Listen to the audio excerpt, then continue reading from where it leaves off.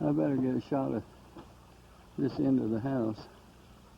We're at the west end now, looking east. This is all built out of cedar logs. We'll be going inside here in just a minute.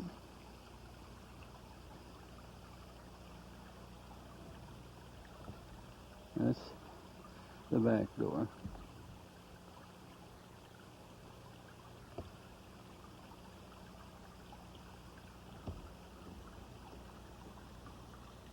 There's where we drove up from. And here's the spring water running. Okay, here's his porch. I'm going to walk up on there and walk the length of it. I'll bounce so I'll shut it off. At the other end, he has the steps that goes up to his shop. I'll walk over there and show you from there. Okay, here's the steps, the sidewalk, going up to his shop where he works. He's got a deck out there in the front. He can sit out there. We'll be going up there in a little bit and filming on the inside. That's where he makes all his knives.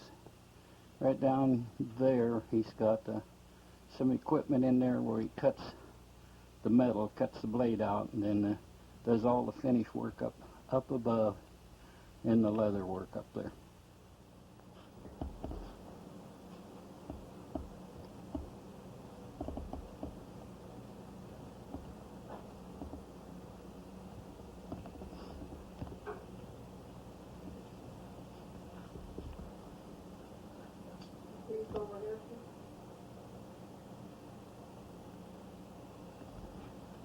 Get out there by it, so you take your picture with them. Yes.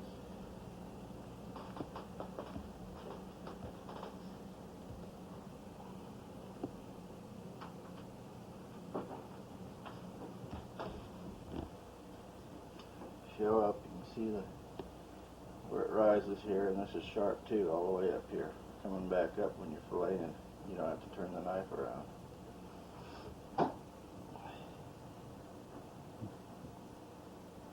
Yep. Got some 7 inches there, some 5 inches. These are going to Kirk Dooms. It's got the rise here on the 5 inch.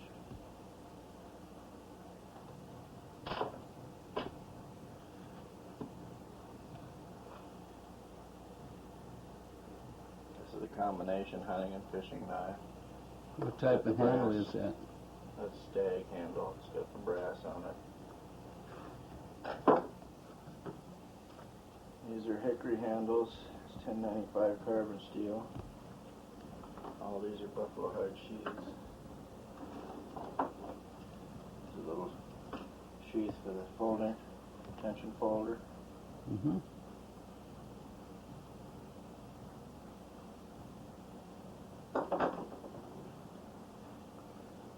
Did you tell me that these have names on them? Yeah. Their names are carved in the handles. It's what? Buffalo horn. Oh, yeah, that's what.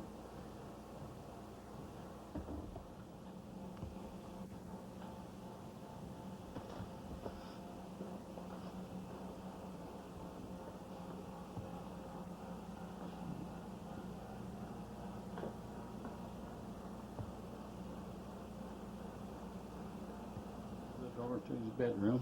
There's the main entrance door.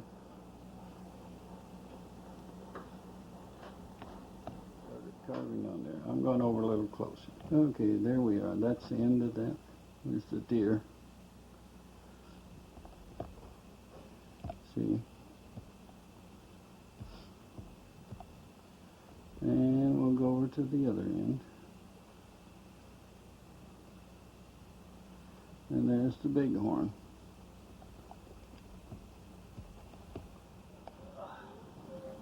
Who is that little doggy down there? Hello. Here, Packy. Yeah. Oh, dear. There's the doggy. Yeah.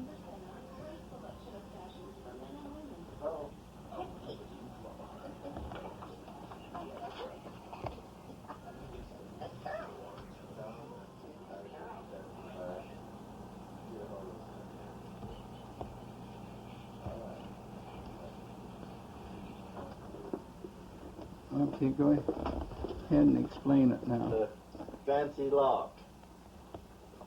Can't lock it from the outside, but you can from the inside, and then use the deadbolt on the other door.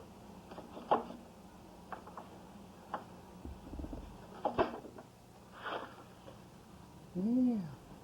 Did you get packy? I think Down here, the rough finishing, and then I finish them up over here with a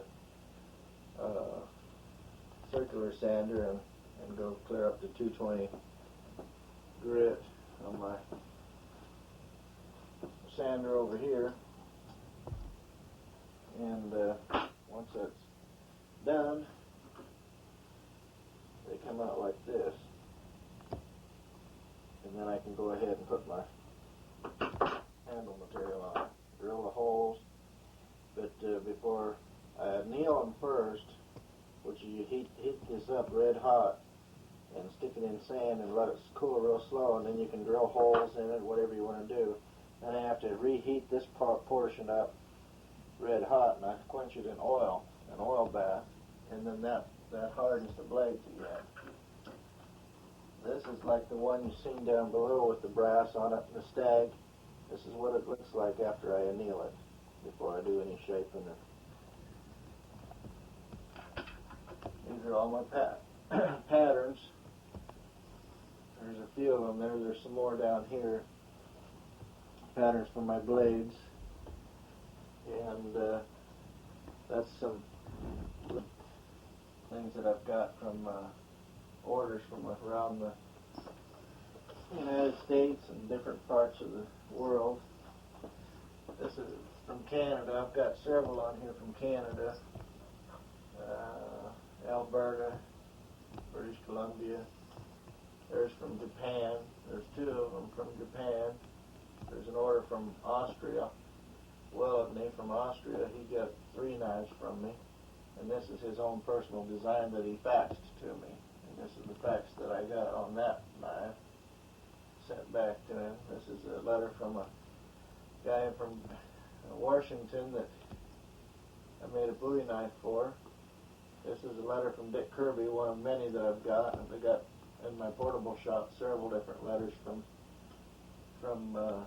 Dan Fitzgerald, Bob Folkrod, Dick Kirby, and different ones like that. But he's just complimenting me on some of the knives that I have sent him. And there's over 200 other letters that I've got on the wall. I just put them together in 4s and 5s and pinned them on there. Kind of proud of that, I guess. Stuff out with this. Pretty simple tools. Well, But good. it works. Set it off. We'll go around. Oh, yeah. Some of my patterns up there and bunches of them laying underneath all this stuff. Some over here. But this is it's a pretty simple area, but I've got cowhide and lots of buffalo hide that I use. Use mostly buffalo hide on most of my knives. I've got to go get another supply. I'm running kind of low. But I mark everything out here, cut it out, and then I have my dies that I use, and that's about the size of my leather shop. What do you want now? About how you cut the blade out and started the grinding of it there. Well, first of all, you got to anneal all of this. Whatever steel you're using, you have to anneal. Take all the temper out of them, and then. I don't know if you can see the pattern on this, but I've got a pattern drawn, cut that out with a cutoff grinder, and I just use it like, I don't recommend this method to anybody because when you're cutting in and you get part way in on a blade, especially on a big piece of steel, you have to be precisely holding that. Believe me, if you just get off a little bit, it'll whip it out of your hands and you don't know where it's going. But, so I don't recommend that to anybody, but I've done it so much that I trust myself doing it. And I've got a few scars from it, but I do it pretty good now, pretty easy. And then you come up with a finished rough piece like this, sand it down here, finish sanding it on here. It's still rough sanded because that's 60 grit. Then I go over here and finish them up with all the way up to 220 grit. And they come out, you can see the roughness on Okay, there. now just hold them a minute.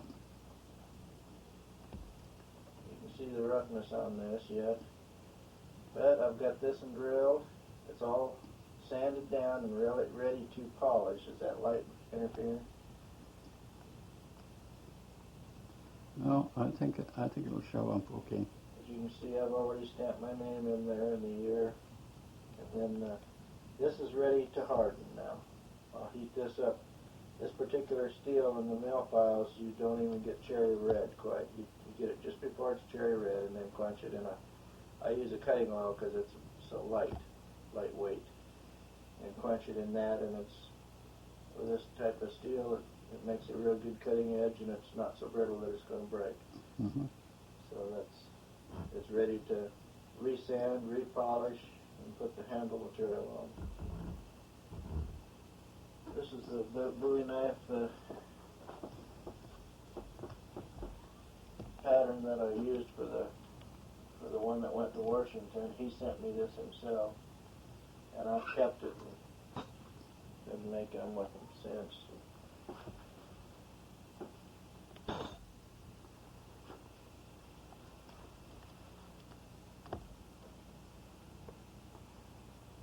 I don't know what else to tell you.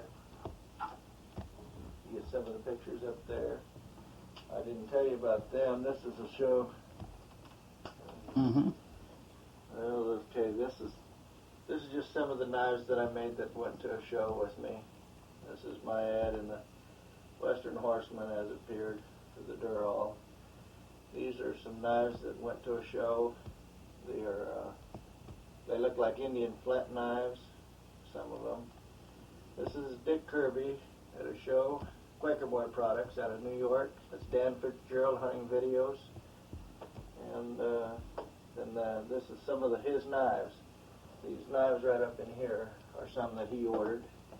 I don't have too many Kirby's on there, but he's ordered still orders from me.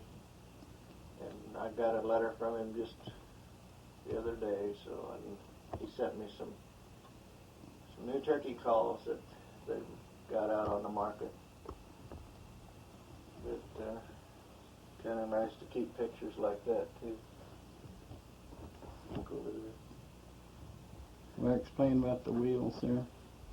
Well, You take that to the show, right? Junk in the background, but this here goes to the show with me. I keep it in my portable shop. It's 10-inch wheels, and this has cutting carbide on it. You just glue that on with carpenter's glue. There's a paper wheel, real high compressed. This is the same thing. Got slots cut in it, and then you just put a cutting compound on there. Not a carbide, it's just like a rubbing like a jeweler's rouge, similar, only it's a cutting compound, and I can't find it right now. It's down here. What's the speed of that? I forget. It's fast. 3,600 RPM. Yeah, and a 10-inch wheel. And that's what you sharpen knives with, that custom sharpen? Yeah, I used to do it all by hand, but this is the most popular way anymore, and it works real good. Are those wheels very expensive? These are only about $40. Well, that's enough. My quarters where I lived up here.